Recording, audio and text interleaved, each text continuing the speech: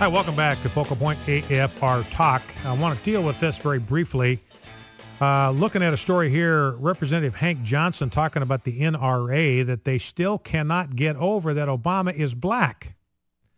So Hank Johnson, this is the guy, remember, that was afraid that Guam was going to tip over if we put too many servicemen on the island. He's the guy that apologized for 5 minutes on the House floor for using the word midget. And used the word midget in his apology, by the way. And he's saying that the NRA's problem here is that they can't get over the fact that Obama is black. And what he's ignoring is that the NRA opposed gun laws that restricted African-American gun ownership. And the NRA actually offered support to black Americans seeking to defend themselves from the KKK. That's one of the things the NRA did. They got guns into the hands of black Americans so they could protect themselves from the KKK. Now, there's an interesting column here. Let me see if I can grab that, where a black columnist actually writes about this. A liberal columnist writes about the role of guns and the importance in the civil rights movement. He is a columnist by the name of Cortland Malloy. I'm just going to read you some excerpts from his column. When Charles Chuck Hicks does the Martin Luther King Jr. Day Peace and Freedom Walks on Saturday, he'll also be taking a step for what the National Rifle Association has dubbed National Rifle Appreciation Day. That's because Hicks is the son of Robert Hicks, a prominent leader of the legendary Deacons for Defense and Justice, an organization of black men in Louisiana who used shotguns and rifles to repel attacks by white vigilantes during the 1960s. The Klan would drive through our neighborhood shooting at us, shooting into our homes, recalled Hicks, 66, who grew up in Bogalusa, Louisiana. That is my favorite city in the United States because I just like to say it, Bogalusa, Louisiana, and has been a civil rights activist in the district for more than 35 years. The black men in the community wouldn't stand for it. You shoot at us, we shoot back at you, to which I say, booyah, I'm down with you, Robert Hicks. I'm convinced that without our guns, my family and many other black people would not be alive today. So, ladies and gentlemen, don't believe any of this racist bilge.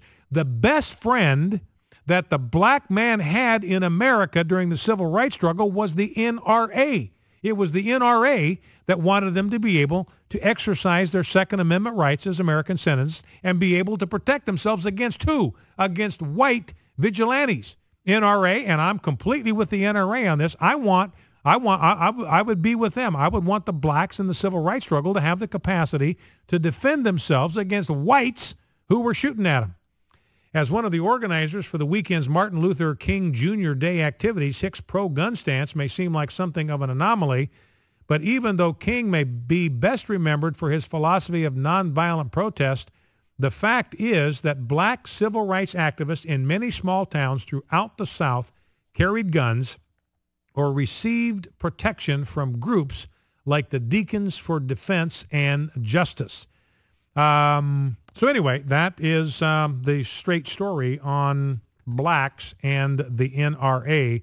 NRA on the side of blacks and their capacity to defend themselves from white vigilantes. Now, if President Obama is going to have to do this by executive fiat, number to call, by the way, if you want to join the discussion, 888-589-8840, 888-589-8840.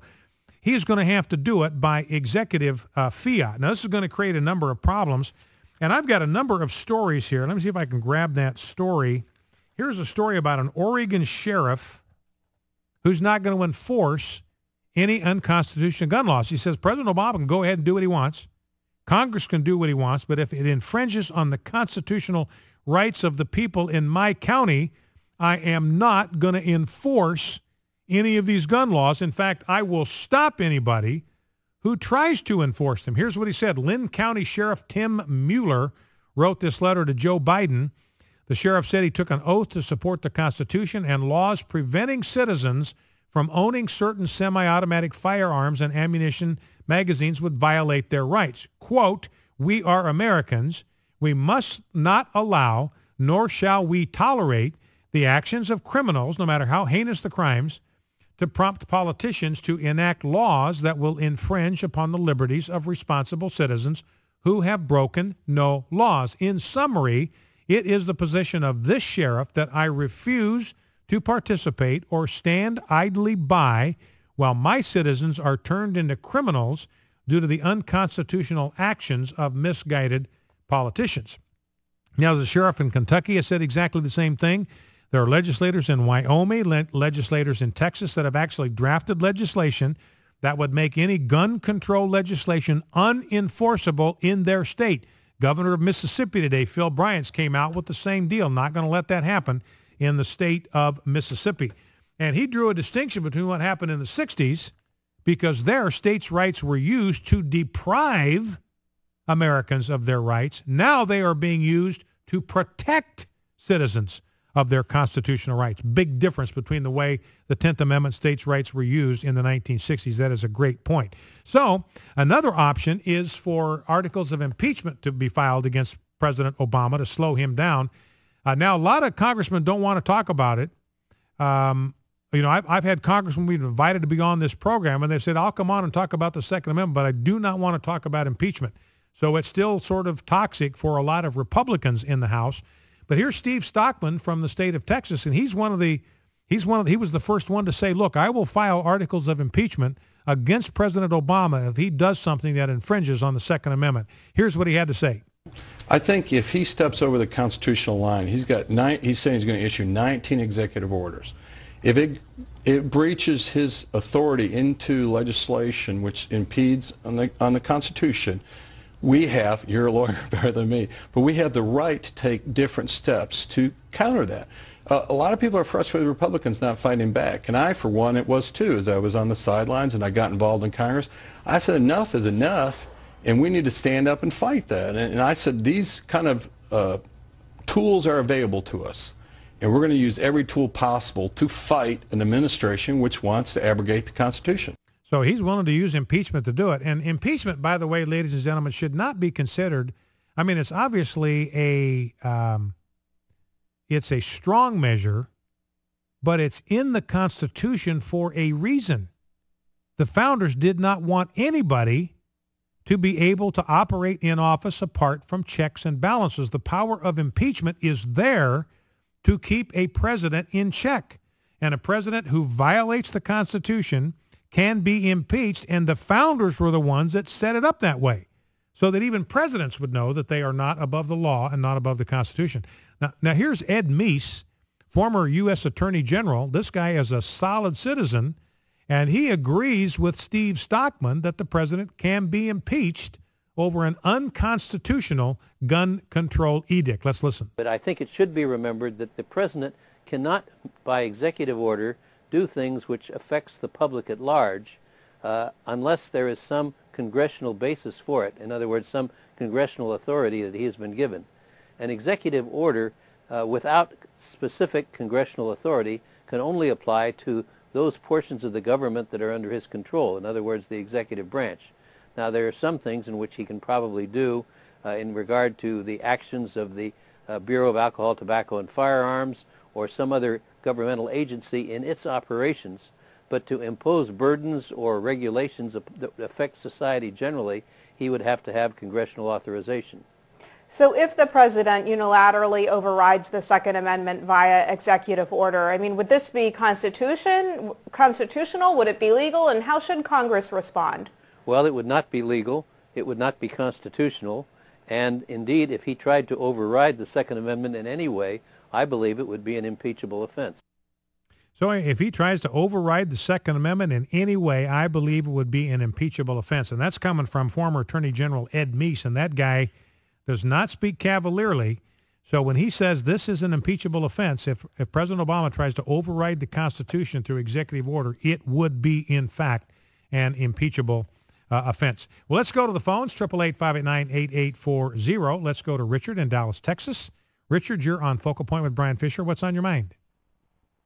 I've been a mental health professional for 30 plus years, and I wanted to respond to the issue that was brought up by the teacher. Yes, And as a professional, it's hard for me to imagine anyone wanting, in terms of being a professional, to be held as being responsible for making the definition of what's sanity and what's not. What's mental health, what's not. The context has been DSM, which is the Diagnostic and Statistical Manual, and that standard has been in place for many, many years, and it's gone through numerous revisions about what mental health is, because the reality is that people can't even define mental health in some areas. So the idea of being able to use that as an objective standard that would last longer than 5 years, historically, is not true. Well, and the question I've got, Richard, maybe you can speak to this. I mean, you're touching on exactly what I see as the problem here. Who gets to define what mental illness is and is not? Who gets to define who is sane enough to own a gun and who is not sane enough to own a gun? It seems to me that becomes enormously subjective.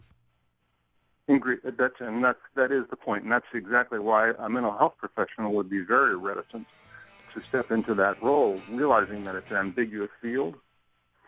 And as an ambiguous field, that there's, one, the issue of litigation and malpractice, the issue of how do you apply that, the issues of confidentiality, reporting, the number of regulations that would follow that would be monumental in terms of filing for specific people.